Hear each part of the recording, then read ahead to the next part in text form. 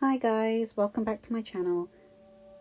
Just before we get started on this chapter, it contains several descriptions of bullying that has gotten physical, thus resulting in several injuries.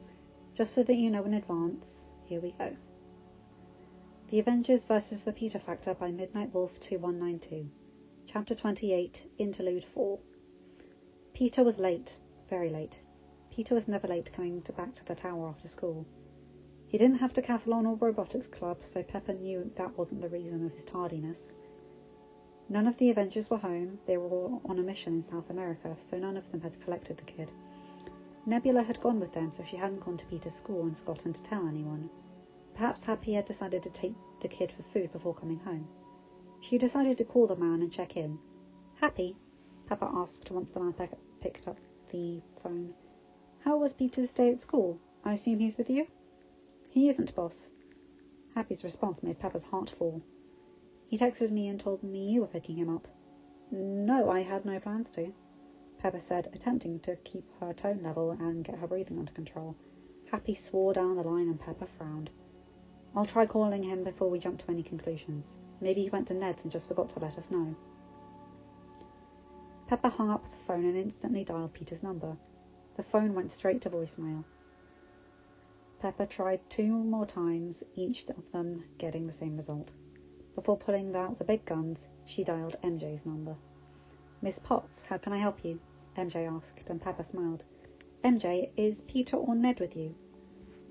Peter's phone keeps going to voicemail, and I'm just a bit concerned."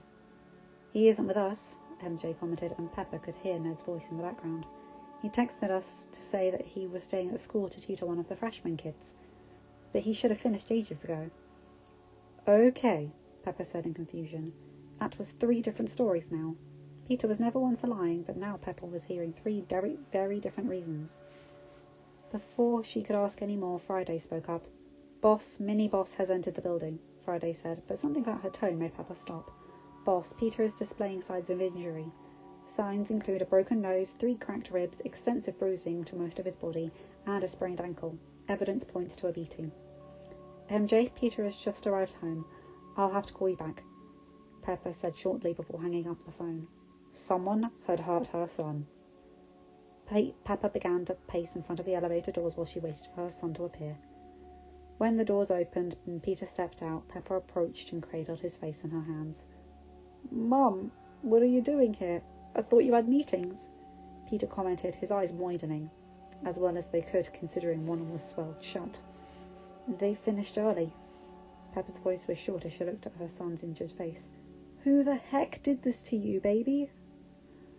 I went Spider-Maning after school." Peter tried, but his injured nose twitched. That was one of his tells when he was lying. Helix entered the room, and Pepper watched as the Flerken climbed up his master and began hissing angrily at the blood and bruises. "Don't lie to me, Peter Benjamin," Pepper replied firmly, and Peter's face fell. Pepper directed him back into the elevator and ordered Friday to take them to the infirmary. "Have Dr. Cho waiting for us, Fry."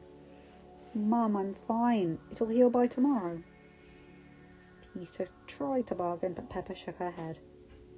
"Pete, your nose is broken, and Friday tells me you have cracked ribs and bruises to most of your body. Dr. Cho will be checking you out, and you will be telling me what happened," Pepper said. Peter fell silent as he and his mother walked into the infirmary. "Oh, Peter, what happened?" Dr. Cho asked as Pepper led Peter into the room. Peter gingerly climbed onto the bed, and Helen frowned. "Well, I'll have to realign your nose. It's going to hurt."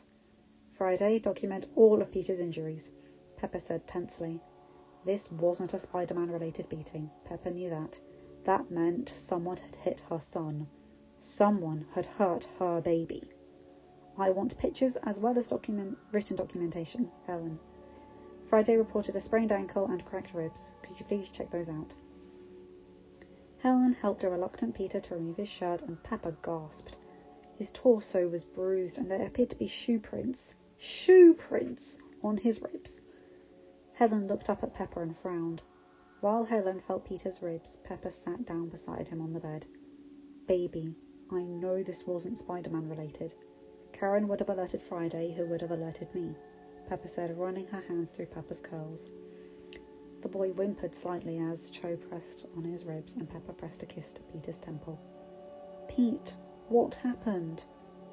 It hurts, Mum, Peter whispered, and Pepper's heart broke. She wrapped an arm around Peter's shoulder and wrapped him up closely into her side. Peter, I have to realign your nose, otherwise it will heal wrong. Helen's voice was soft and sympathetic, and Peter nodded. He moved away from Pepper so he wouldn't accidentally hurt her before Helen raised her hands to his nose. Pepper's heart lurched as Peter let out a pained whimper as his nose was reset.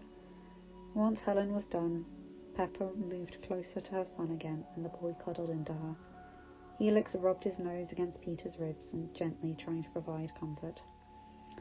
All right, Pete, I've documented everything. There isn't much else I can do. Your healing just needs to work its magic. I don't want you walking on that ankle, however. I will give you a wheelchair to get you back to the penthouse. When you are there, elevate and ice the ankle. Thank you, Helen, Pepper said, and Peter nodded. Could you write a report of all the injuries, please, and send it to me? I will need it for when I escalate this incident. Helen nodded and helped Peter gingerly climb into the wheelchair. Pepper grabbed the handles on the wheelchair after thanking Helen again, pushed the teenager into the elevator. They arrived at the penthouse and Pepper arranged Peter on the lounge before moving into the kitchen to get an ice pack. While she was there, she messaged Happy and MJ and told them Peter was home. She then sent up a follow-up message to Happy explaining that she would need to speak with him and May as soon as Happy picked May up from work.